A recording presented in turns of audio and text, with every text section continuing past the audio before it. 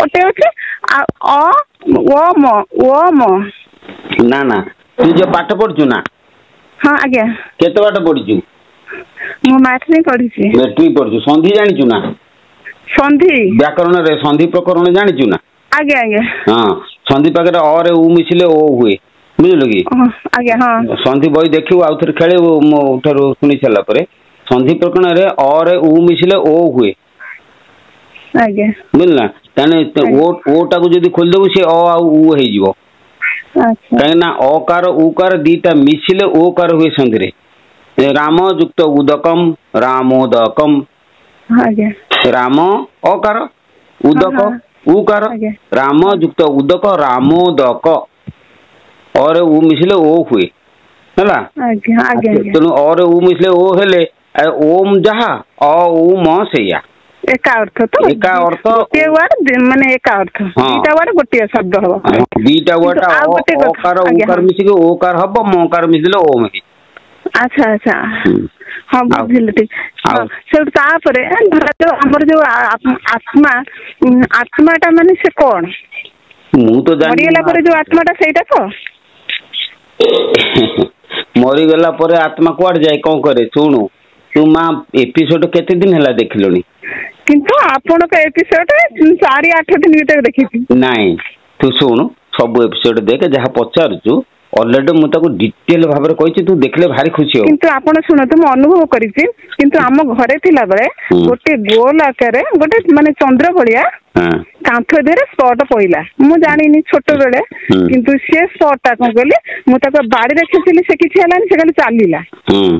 ସେଠୁ ମୁଁ କହିଲି ଏଟା କଣ ମୁଁ ତ ଜାଣିନି ସେତେବେଳେ ନା ମୁଁ କହିଲି ଏଟା କଣଟା ମୁଁ କିଛି ଜାଣିପାରିଲିନି। ସେଠୁ ତାପରେ ଶାଶୁ ଘରକୁ ଆଇଲି ଶାଶୁ ଘରେ ଗୋଟେ ଦେଠ ଶାଶୁ ମରିଗଲେ ତାଙ୍କର ପୁଅ ନାହିଁ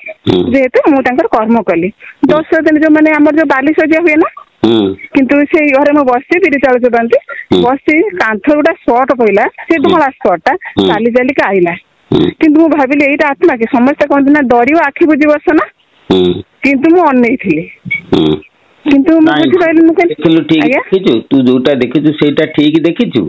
କିନ୍ତୁ ସେଟା ଆତ୍ମା ସେଇ ନୁହେଁ ବୁଝିପାରୁଛୁ ନା ଆତ୍ମା ଆଜ୍ଞା ତାକୁ କୁହାଯାଏ ନା ସେ ହଉଛି ଗୋଟେ ଜ୍ୟୋତି ରୂପ ଆମର ଯେତେବେଳେ ତୃତୀୟ ଚକ୍ଷୁ ଖୋଲିଯାଏ ମଝିରେ ମଝିରେ ସେ ଆଜ୍ଞା ତୃତୀୟ ମୁଁ ତତେ ଆଉ ଗୋଟେ କଥା ବୁଝେଇ ଦଉଛି ଭଲ କଥାଟେ ଶୁଣୁ ଯେ ଆମର ଶୁଣିବାର ଯନ୍ତ୍ର କିଏ? କାନ। ଆଚ୍ଛା ଶବ୍ଦ ଗ୍ରହଣ କଲା ଆଜ୍ଞା ଶବ୍ଦ ତ୍ୟାଗ କରିବା ଯନ୍ତ୍ର କିଏ? ଏଇଟା ମାନେ ଯେକୌଣସି ସ୍ୱରକୁ କହିକିରି ବାହାରକୁ ବାହାର କରିଦବା। ସରି ଭିତରୁ ଯୋଉ ଶବ୍ଦ ଟା ତ୍ୟାଗ କରୁଛି କୋଉ ଯନ୍ତ୍ରରେ? ମାନେ ତ୍ୟାଗ ମାନେ ବାହାରକୁ ବାହାର କରିଦଉ ମାନେ ତ୍ୟାଗ ମାନେ ବାହାରୁ ବାହାର କରିଦଉ ତ? ବାହାର କରିଦଉଛି ମାନେ ସରେ ଯେକୌଣସି କଥା ଆମେ ଧରା ଯାଉ ଗୋଟେ ୱାର୍ଡ କହିଲୁ ଜଣକୁ ଆମେ ଜଣକୁ ଜଣେ କୋଉ ଯନ୍ତ୍ରରେ କହିଲୁ? ପାଟିରେ କହିଲି। ବାସ୍ ସେଇ ଗୋଟିଏ କହୁଛି ଶବ୍ଦ ଗ୍ରହଣ କରିବା ଯନ୍ତ୍ର ହେଲା କାନ। ଆଜ୍ଞା। ଶବ୍ଦ ତ୍ୟାଗ କରିବା ଯନ୍ତ୍ର ହେଲା ପାଟି। ପାଟି ଆଜ୍ଞା ଆଜ୍ଞା ସ୍ପର୍ଶ ଗ୍ରହଣ କରିବା ଯନ୍ତ୍ର ହେଲା ତୋର ଚର୍ମ। ଆଜ୍ଞା ସ୍ପର୍ଶ ତ୍ୟାଗ କରିବା କର୍ମେନ୍ଦ୍ର ଆଗୁତୁରା କହିଦଉଛୁ କାଇଁ ତୁ କଥାଟା ନ ନା ସେଇଟା ମୁଁ ଆପଣ ମାନେ ନାଇଁ ଏତେ ଗାୟତ୍ରୀ ତରବର ବହିରେ ହେଲେ ପଢିଥିଲି କହିହବନି ମୁଁ କଣ କହୁଛି ଶୁଣୁ ତତେ ମୁଁ ଗୋଟେ କଥା ବୁଝଉଛି ତୋ ମନ ଏତେ ଚଞ୍ଚଳ ତୁ କଣ ଜାଣିବୁ? ମୋର ଗୁରୁଜୀ ଭୁଲ ହେଇଯାଇଛି। ନା ତୋ ମନ ଭାରି ଚଞ୍ଚଳ ଏସବୁ କଥା କହି ହୁଏ ନା ମୁଁ ତତେ ଗୋଟେ କଥା ବୁଝଉଛି ତୋର ବୁଝିବାର ତାକତ ରହୁନି ଆଉ ସେଇ ସକାଶେ ମୁଁ ତ ଭୁଲ କହିନି ହେଇଛି ଗୁରୁଜୀ କ୍ଷମା ମାଗୁଛି ମୋର ଭୁଲ ହେଇଛି। ଶୁଣୁ ସେଇଥିପାଇଁ ତ ପ୍ରାଣାୟାମ ବନ୍ଦ କରିବା ପାଇଁ କହୁଛି ପ୍ରାଣାୟାମରେ ସେ ମନ ଚଞ୍ଚଳ କରିବ ସେ ପ୍ରାଣାୟାମ ଠିକ ନୁହେଁ ଯଦି ମାନୁଛୁ ମାନେ ନ ମାନେ ନାହିଁ ମୋର କଣ ଅଛି ମୁଁ ମୋର ନାଇଁ ନାଇଁ ଆପଣ କାମନା କୁହନ୍ତୁ ନାହିଁ ଆପଣ ବାପ ସମାନ ଗୁରୁ। ନା ଗୋଟେ କଥା ଶୁଣୁ ମୋର ତମମାନଙ୍କ ପାଇଁ କୌଣସି କାମନା ନାହିଁ ମୁଁ ତମକୁ ଯୋଉଟା ଠିକ ବାଟ ହିଁ କେବଳ କହିବି ଯିଏ ମାନିଲେ ମାନିବ ନ ମାନିଲେ ନାହିଁ କାହିଁକିନା ମୁଁ କାହାଠୁ ଟଙ୍କାଟେ ଚାହୁଁନାହିଁ। ନାଇଁ ସେଇଟା ଆପଣ ସେଇଟା ଜ୍ଞାନ ମାର୍ଗ ଲୋକ କାରଣ ମୁଁ ବି ଆଧ୍ୟାତ୍ମିକ ଲୋକ ମୁଁ କାହାଠୁ 5 ଟଙ୍କା ଗ୍ରହଣ କରେନି ଆଉ। ପଚାରୁଛନ୍ତି ମୁଁ କହୁଛି ଶୁଣୁ ଆଜ୍ଞା ଶବ୍ଦ ଗ୍ରହଣ କରିବା ଯନ୍ତ୍ର କିଏ? କାନ। ଆଜ୍ଞା ଶବ୍ଦ ତ୍ୟାଗ କରିବା ଯନ୍ତ୍ର କିଏ ସେ ହେଲା ପାଟି ଶବ୍ଦ କଲା ସ୍ପର୍ଶ ଗ୍ରହଣ କରିବା ଯନ୍ତ୍ର କିଏ ସେ ଚର୍ମ ସ୍ପର୍ଶ ତ୍ୟାଗ କରିବା ଯନ୍ତ୍ରଟା ହେଲା ହାତ ପାଦ। ଆଜ୍ଞା ଆଚ୍ଛା ଶବ୍ଦ ସ୍ପର୍ଶ କଲା ରସ ଗ୍ରହଣ କରିବା ଯନ୍ତ୍ର କିଏ ସେ ହଉଛି ଜିଭ। ଆଜ୍ଞା ଶବ୍ଦ ତ୍ୟାଗ କରିବା ଯନ୍ତ୍ରଟା ହେଲା ଲିଙ୍ଗ ଦ୍ୱାର ଆଜ୍ଞା ହେଲା ରସ ଗ୍ରହଣ କରିବା ଯନ୍ତ୍ର ହେଲା ଜିହ୍ବା ରସ ତ୍ୟାଗ କରିବା ଯନ୍ତ୍ର ହଉଛି ମୂତ୍ର ଦ୍ୱାର। ଗନ୍ଧ ଗ୍ରହଣ କରିବା ଯନ୍ତ୍ର କିଏ ସେ गंध ग्रहण जंत्र होची नासा हैला गंध त्याग करबा जंत्रटा होची केस ना मल द्वार कौन बुझ पाइल ना रूप ग्रहण करबा जंत्र किए आखी आखी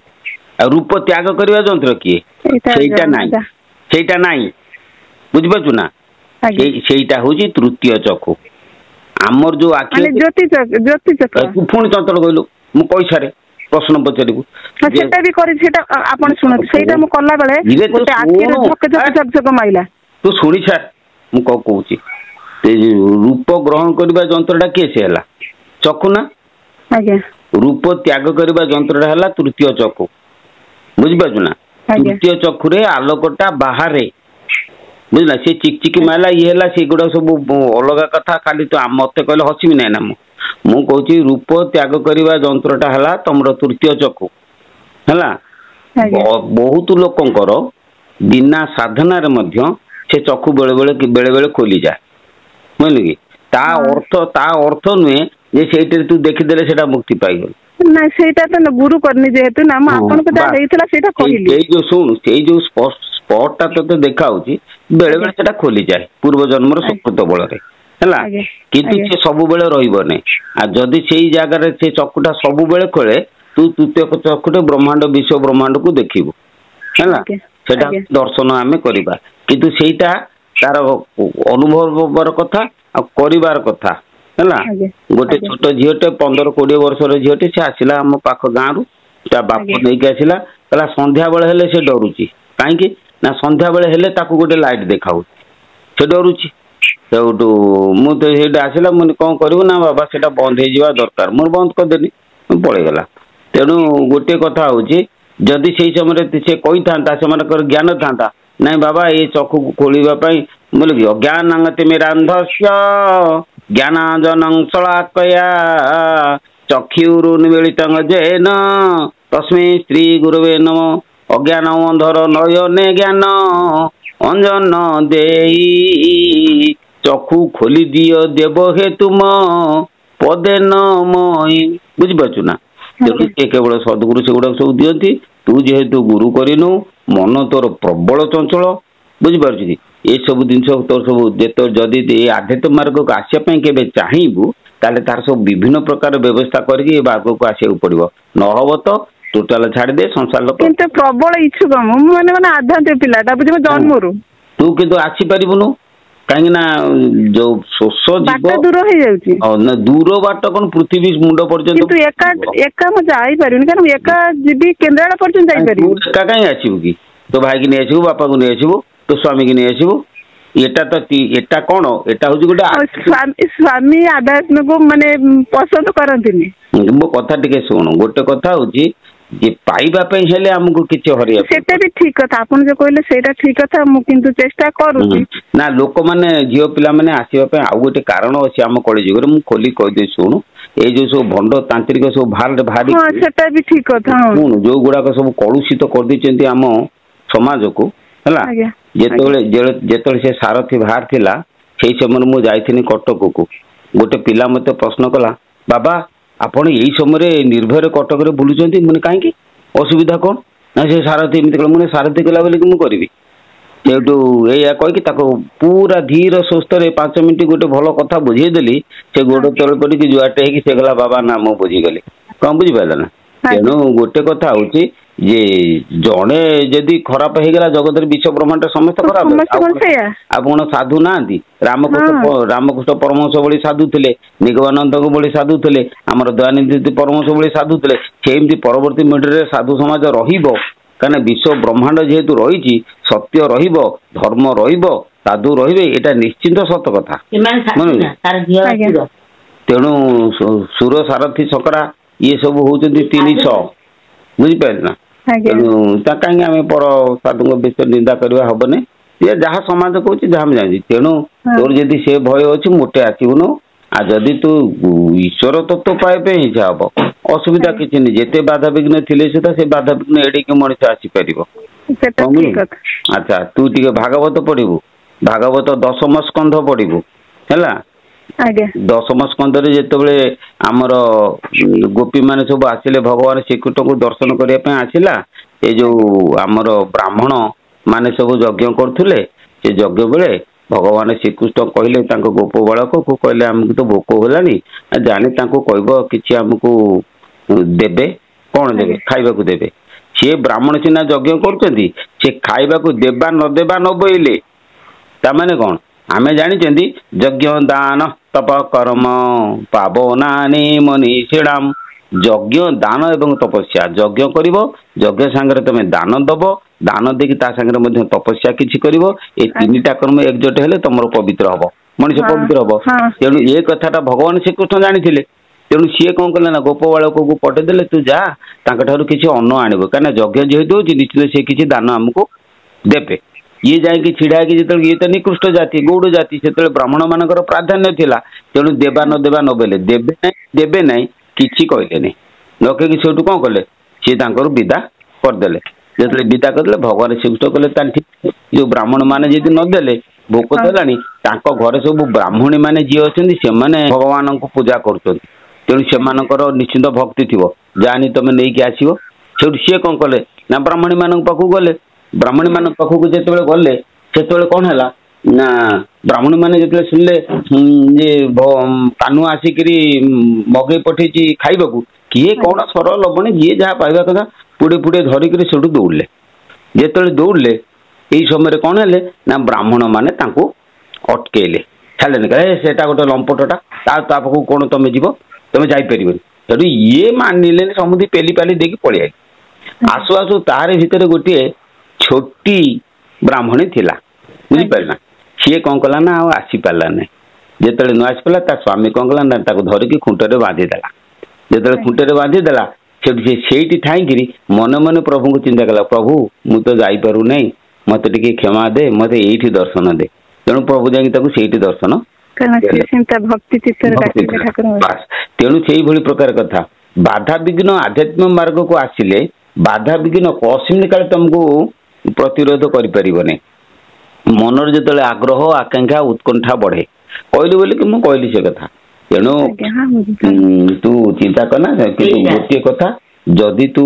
किसी जानापी चाहूचु ताले से सब गुड़ाक बर्तमान छाड़ी देकी जो ठाकुर को भलो ठाकुर को मन मन ध्यान कर प्राणायाम प्राणायाम छाड़ी दे सेगुड़ाक कले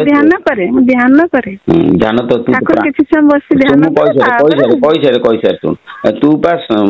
प्राणायाम जानिनु ध्यान कौन जानी तू ध्यान बोल कि कहती कौन जानी